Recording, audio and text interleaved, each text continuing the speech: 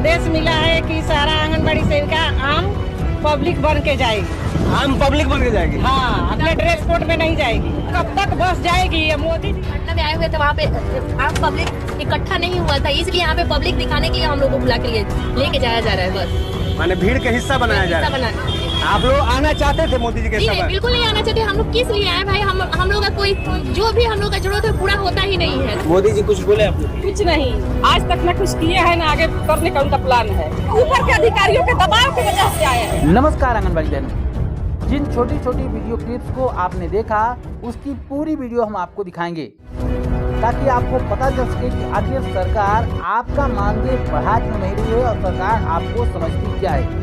उसके बाद इस पर डिटेल से चर्चा करेंगे, तो वीडियो में लास्ट तक बने रहिएगा। लेकिन आइए सबसे पहले आपको पूरी वीडियो क्लिप दिखाते हैं और समझाते हैं कि पूरा मामला क्या है और क्यों आंगनबाड़ी बहनों का मानदेय नहीं बढ़ पा रहा है, इसके पीछे का कारण क्या है, उसको भी आगे चर्चा करेंगे। तो वीडियो में लास्ट तक बने रहिएगा। चाहे आप किसी भी राज्य से आंगनबाड़ी कार्यकर्ता हो, चाहे सहायिका हो और चाहे मिनी आंगनबाड़ी कार्यकर्ता हो, वीडियो को पूरा जरूर देखिएगा। हाँ, आदेश मिला है कि सारा आंगनबाड़ी सेविका आम पब्लिक बन के जाएगी। आम पब्लिक बन के जाएगी? हाँ, अपने ड्रेस कोड में नहीं जाएगी। अच्छा, ड्रेस में नहीं वहाँ जाना है? झुंड जाके भी इकट्ठित करना है कि हम लोग इस गोपालगंज जिले से इतना लोग आया है। हाँ। इसके लिए हम लोग सब दूसरी सेविका 5 बजे सुबह बुलाया गया था, हम लोग 6 बजे आए, बिना नाश्ता पानी के चल दिए, बस आके चावरा में रुक चुकी है।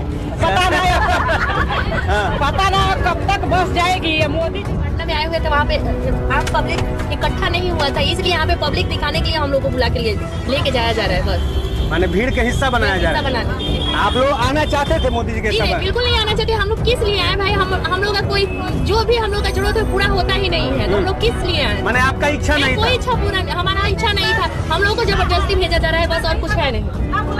माने आदेश के अनुसार आना पड़ा? आदेश के अनुसार हम लोग को आना पड़ा है यहाँ पे, नहीं तो हम लोग यहाँ पे आके हम लोग 4 घंटे से यहाँ फंसे हुए हैं। अपने घर रहते, अपने बच्चों के साथ रहते, अपने कोई भी कार्य करते, यहाँ पे तो आगे हम लोग भी नहीं, आज तक न कुछ किए हैं, न आगे करने का उनका प्लान है। हम लोग बहुत उम्मीद के साथ यहाँ आए थे और हम लोग का उम्मीद आज भी टूट गया।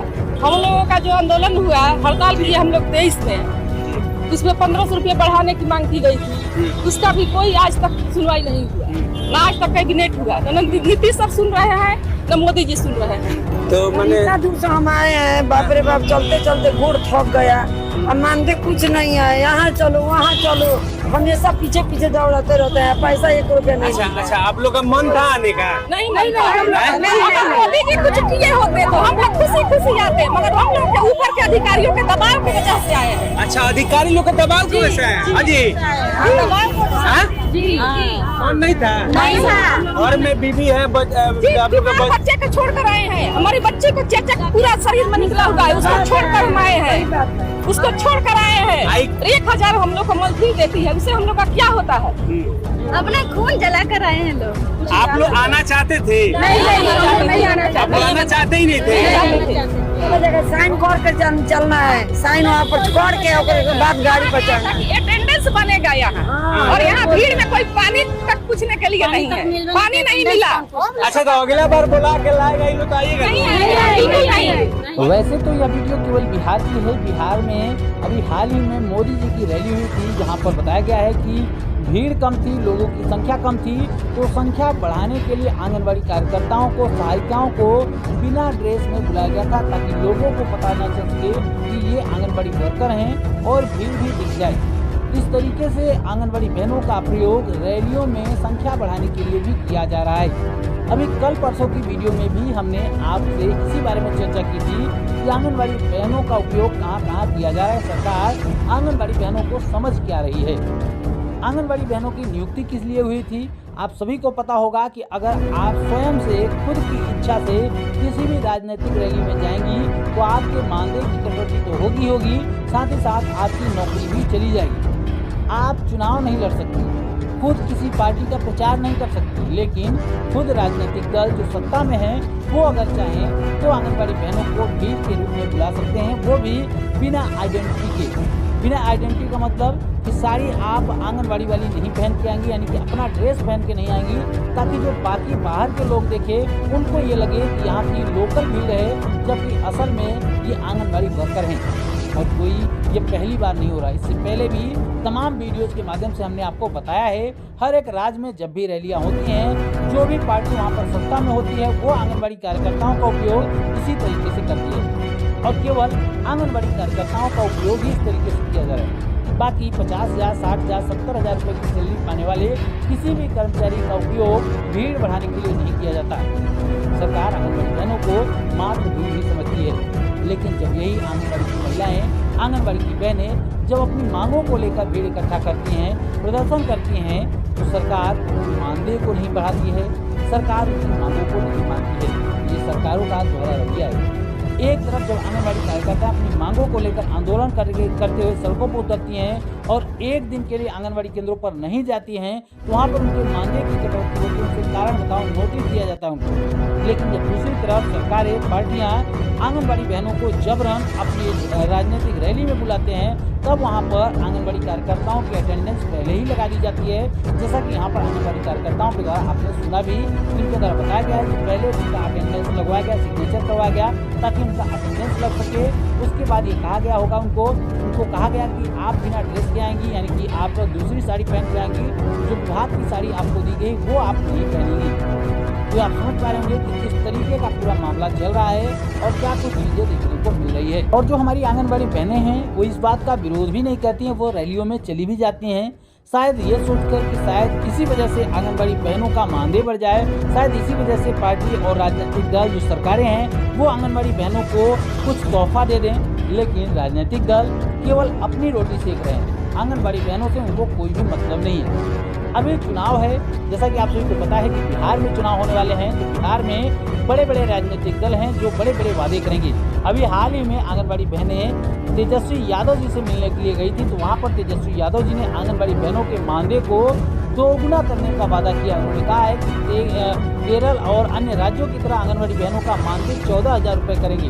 वर्तमान में 7,000 रुपये दिए जाते हैं, तो उन्होंने 14,000 रुपये करने का वादा किया है। लेकिन इसी प्रकार का वादा उन्होंने पिछले चुनाव के दौरान भी किया था। उन्होंने कहा था कि जब हमारी पार्टी सत्ता में आएगी तो हम आंगनबाड़ी बहनों का मानदेय डबल कर देंगे। लेकिन उसके बाद उनकी पार्टी तत्काल तो सत्ता में नहीं आई, वो चुनाव हार गए।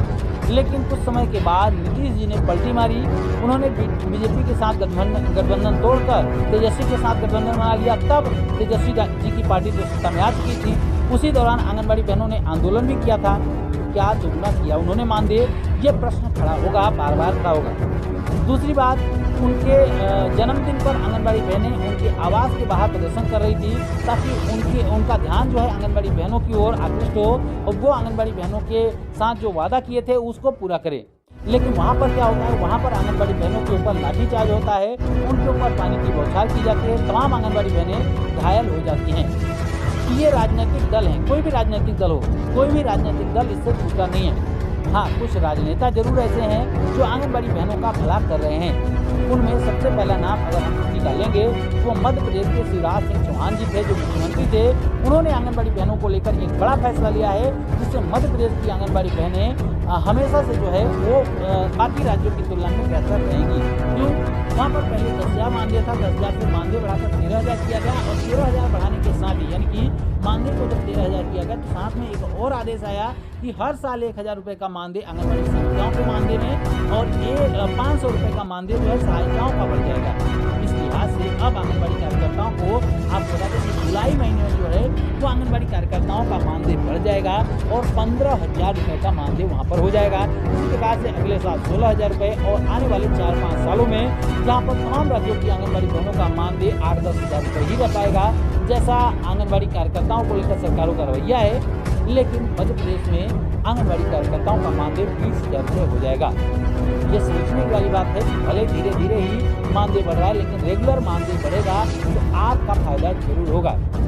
और जब अन्य राज्यों में मानदेय बढ़ेगा, केंद्र सरकार मानदेय बढ़ाएगी, तो वो मानदेय तो वहाँ पर भी बढ़ेगा, यानी कि वहाँ की सरकार ने आंगनबाड़ी बहनों के लिए बेहतर किया। इसके अलावा तमाम और भी राज्य हैं जहाँ पर आंगनबाड़ी कार्यकर्ताओं का मानदेय 14,000, 15,000 रुपये कर दिया गया है। लेकिन आज भी देश में ऐसे तमाम राज्य हैं जहाँ पर आंगनबाड़ी कार्यकर्ताओं को, ज़्यादातर राज्य ऐसे ही हैं जहाँ पर आंगनबाड़ी कार्यकर्ताओं को 10,000 के नीचे का मानदेय ही देखने को मिला है, जो कि चिंता का विषय है। अब आंगनबाड़ी बहनों को सोचना है कि इनको किस तरीके के राजनेता को सपोर्ट करना है, आखिर कैसे उनको राजनेता का चयन करना है, क्योंकि आपकी संख्या इतनी है कि आप किसी भी पार्टी की सरकार ला सकते हैं और किसी भी पार्टी की सरकार गिराने में मदद कर सकते हैं। तो आप अपनी ताकत को पहचानिए और अपने हित में, जो आपके लिए हित में काम करे, उन राजनेताओं को आगे आने दीजिए, उन राजनेताओं को जो है वो चुनाव में जिताइए ताकि आपका भला हो सके। वीडियो में इतना ही। वीडियो में जाते जाते आप लोगों से एक सवाल है कि क्या आप लोगों को इस तरीके से राजनीतिक रैली में जाना चाहिए,